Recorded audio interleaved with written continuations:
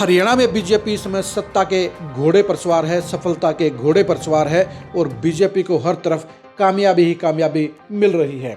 लेकिन इस कामयाबी के चकाचौंध में बीजेपी के लिए कुछ नेता भस्मासुर साबित हो रहे हैं, बीजेपी की जड़ों में तेल डालने का काम कर रहे हैं। हरियाणा बीजेपी में एक ऐसा बड़ा नेता पैदा हो गया है जो भस्मासुर की तरह व्यवहार कर रहा है और उसके चलते ही हरियाणा में बीजेपी के लिए 3 जिलों में हालात बेहद खराब हो गए हैं। हम बात कर रहे हैं फतेहाबाद, सिरसा और हिसार जिलों की। इन जिलों में बीजेपी के एक बड़े नेता ने पार्टी के लिए हालात खराब कर दिए हैं, पार्टी के संगठन को कमजोर कर दिया है और यही वजह है कि इन 3 जिलों की 15 विधानसभा सीटों में से बीजेपी के पास महज 3 ही एमएलए हैं और लोकसभा की दोनों सीटों भी कांग्रेस के पास चली गई हैं।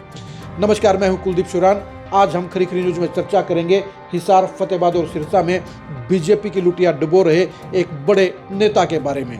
आज हम इस खबर में आपको उस नेता का नाम नहीं बताएंगे, लेकिन हम आपको ये बताते हैं कि ये बीजेपी के नेता एक सबसे बड़े पद के ऊपर बैठ चुके हैं और इस समय भी हाईकमान के अंदर वो एक बड़े पद पर बैठे हुए हैं। वो हरियाणा के बड़े जाट नेताओं में शामिल हैं और उनकी बीजेपी हाईकमान के साथ अच्छी ट्यूनिंग चल रही है। एक पूर्व मुख्यमंत्री के साथ भी इन नेताजी की अच्छी ट्यूनिंग है और यही वजह है कि ये नेताजी तीनों ही जिलों में सुपर पावर के तौर पर काम कर रहे हैं। इन नेताजी ने जहां बाय इलेक्शन के दौरान बीजेपी के लिए एक जिताऊ सिपह सलार की भूमिका नहीं निभाई, वहीं लोकसभा और विधानसभा चुनाव में भी इन नेताजी के कारण ही दोनों सीटों के ऊपर यानी सिरसा और हिसार पार्लियामेंट में बीजेपी की दुर्गति हो गई और बीजेपी दोनों ही सीटें हार गई।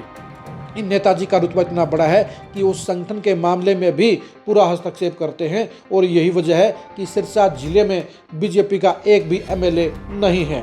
बेशक से नगर परिषद के चुनाव में बीजेपी के प्रत्याशी को सिरसा में जीत मिली है, लेकिन ये जीत इन नेताजी की बदौलत नहीं मिली है, बल्कि वहाँ पर गोपाल कांडा बंधुओं और बीजेपी के कमांड प्रयास से ही ट्रिपल सरकार के फायदों को देखते हुए जनता ने बीजेपी के जीत को पक्का करने का काम किया। अब बात करते हैं हम फतेहाबाद जिले की। फतेहाबाद जिले में बीजेपी का सुपड़ा साफ हो गया है। लोकसभा चुनाव में भी फतेहाबाद की तीनों सीटों पर कांग्रेस को बम्पर बढ़त मिली थी और वही अंजाम विधानसभा चुनाव में भी रहा और विधानसभा चुनाव में बीजेपी तीनों सीटें हार गई। इन नेताजी के चलते फतेहाबाद जिले में जहां संगठन बेहद कमजोर हो गया है, वहीं फतेहाबाद में बीजेपी 5 गुटों में बट गई है। जी हाँ, जहां नेताजी का गुट सबसे बड़ा है, वहीं पर फतेहाबाद के पूर्व विधायक दुलाराम का अलग गुट है, पूर्व मंत्री देवेंद्र बबली का टोहाना में अलग ग्रुप है, पूर्व सांसद सुनीता दुग्गल का भी अलग से ग्रुप चल रहा है। इसके अलावा पूर्व जिला अध्यक्ष बलदेव ग्रोहा का भी अलग से गुट बना हुआ है। अब वहां का जिला अध्यक्ष बदल दिया गया है और ऐसे में अब 5वां गुट भी अस्तित्व में आ गया है। यानी बीजेपी को इन नेताजी के कारण ही फतेहाबाद जिले में भारी शर्मिंदगी उठानी पड़ रही है। विधानसभा चुनाव हारने के बाद अब नगर पालिका के चुनाव में भी जाखल में बीजेपी का सुपड़ा साफ हो गया और इसके लिए ये नेताजी ही सबसे ज़्यादा जिम्मेदार हैं।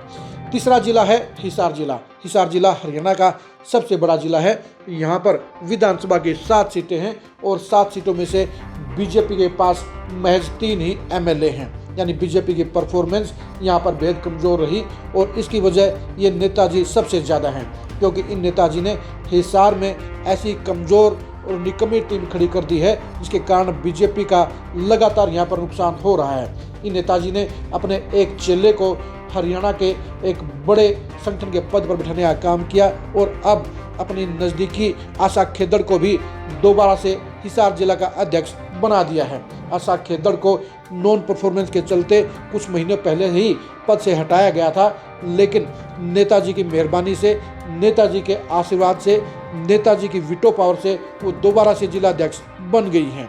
हिसार जिले में बीजेपी के पास एक भी कोई बड़ा नेता नहीं है जिसका 7 सीटों पर असर हो।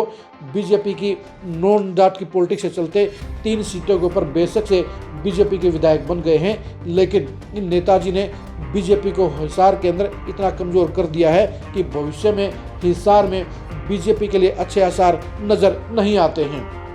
इन नेताजी के कारण ही हिसार में कुलदीप बिश्नोई को भी हाशिए पर डालने का काम किया गया है।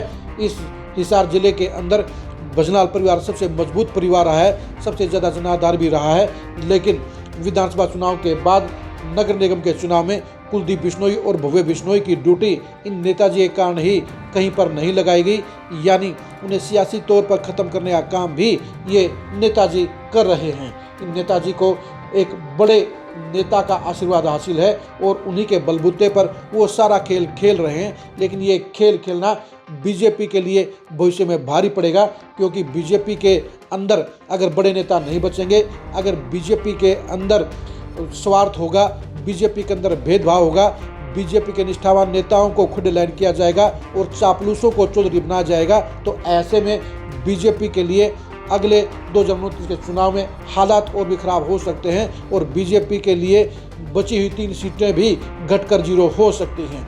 अगर इन नेताजी के ऊपर पार्टी हाईकमान ने अंकुश लगाने का काम नहीं किया, उनको दायरे में बांधने का काम नहीं किया, तो ये बीजेपी के लिए ये नेताजी भस्मासुर साबित हो सकते हैं, जो बीजेपी का यहाँ पर पूरा सफाया करने की सबसे बड़ी वजह बन सकते हैं। आप इन नेताजी के नाम के बारे में क्या सोचते हैं, कमेंट करके जरूर बताइए।